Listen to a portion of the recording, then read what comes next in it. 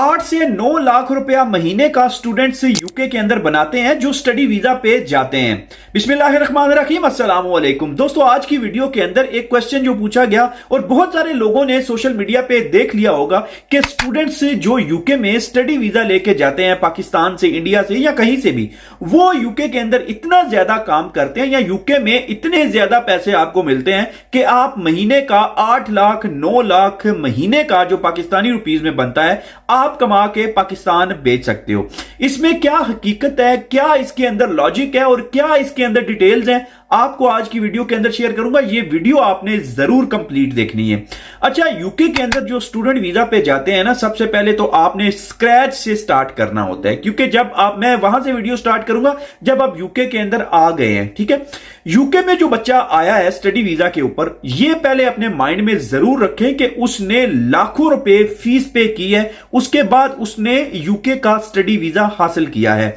अभी ये लाखों रुपए जो फीस उसने पे की है, जो कि एक एनुअल की है या एक ईयर की है, तो आपको पता है कि उसके लिए उसने कितनी मुश्किल से वो पैसे इकट्ठे किए हैं, कहां से कर्ज लिया है, कौन सी जायदाद बेची है, कौन से गोल्ड बेचे हैं, और उसके बाद उसने ये फीस पूरी की है। और जब बच्चा यूके के अंदर आ जाता है, किसी कॉलेज में, यूनिवर्सिटी में एडमिशन लेके आ जाता है, तो उसके माइंड में सिर्फ एक ही चीज होती है कि जो मैंने कर्जा लिया है या जो मैंने जायदाद बेची है, उसके पैसे जो हैं वो मैंने किसी भी तरीके से पूरे करने हैं। तो वो बच्चे क्या करते हैं कि वो अपनी स्टडी को एक साइड पे रख के इस काम के ऊपर लग जाते हैं कि मैंने पैसे बनाने हैं और मैंने पैसे पूरे करके वापस पाकिस्तान भी भेजने हैं और यहां पे भी अपना सिस्टम क्लियर करना है।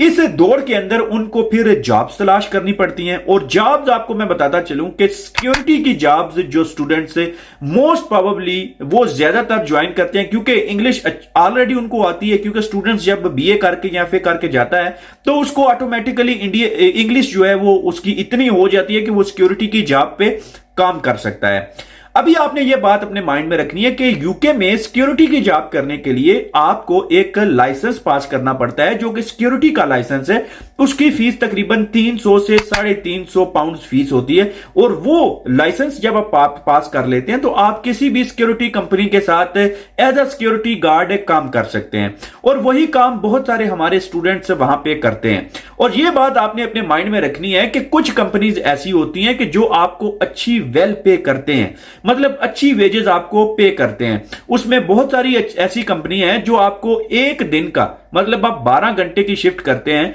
तो आपको एक दिन का तकरीबन 120 पाउंड्स भी पे किया जाता है। 120 पाउंड्स का मतलब पाकिस्तान का, अगर आप आज के रेट के हिसाब से आप अगर देखें तो तकरीबन 40-45 हजार पाकिस्तानी रुपीज बन जाते हैं, जो एक दिन के अंदर वो कमाते हैं। और इस बात के अंदर सच्चाई भी है, क्योंकि हमारे पास भी बहुत सारे स्टूडेंट्स के ईमेल्स या जो कॉन्टैक्ट्स के अंदर हैं या ग्रुप के अंदर हैं, उनकी ये मालूमात दुरुस्त है कि वो इतने पैसे कमा लेते हैं। लेकिन यहां पे भी बात बनती है कि 8 से 9 लाख रुपया अगर इस स्पीड से वो काम करते हैं, मतलब 100 पाउंड अगर उनकी रोज की दिहाड़ी है, आप ऐसा कर लें, रोज की वेज उनकी 100 पाउंड है, तो 100 पाउंड को अगर वो 30 दिन काम करते हैं बगैर छुट्टी लिए, तो वो 3000 पाउंड महीने का कमाते हैं। तो 3000 पाउंड को अगर पाकिस्तानी पैसों में अगर देखा जाए तो तकरीबन 11 पौने 12 लाख तक जो पाकिस्तानी पैसे हैं इतने बन जाते हैं। अभी ये आपको सिर्फ 12 लाख रुपया नजर आ रहा है जो कि पाकिस्तानी पैसों के अंदर है, लेकिन आपने आगे की स्टोरी नहीं सुनी, जो पार्ट 2 स्टूडेंट्स जिन फेज से गुजर के जाते हैं या जो स्टोरीज उनके साथ होती हैं, ये भी आपने जरूर देखनी है। अच्छा, इसके अंदर दो चीजें आपने देख लेनी है कि एक तो होती है इनकम, एक होते हैं एक्सपेंसेस। इनकम आपकी 12 लाख रुपया आ रही है, अगर आप पूरा फुल टाइम सिक्योरिटी का काम कर रहे हैं, 12 लाख रुपया आपकी आ रही है, लेकिन आपके जो एक्सपेंसेस हैं वो आपने नहीं देखे। अभी 3000 पाउंड उसने बच्चे ने कमा लिया है, अभी 3000 पाउंड से उस बच्चे का जो टैक्स है वो आपने निकालना है। अभी टैक्स कितना होगा वो आप पे वो आपको खुद ही बताएंगे, कमेंट बॉक्स में बता देंगे। उसके बाद आपके घर का रेंट है तकरीबन 700 पाउंड, उसने अपने घर का 600-700 पाउंड उसने अपने घर का रेंट देना है, चाहे वो शेयरिंग पे रह रहा है या जैसे दूसरे तरीके से रह रहा है, वहां पे 500 भी होता है, 600 भी होता है, वो उसने रेंट देना है। उसने अपना जो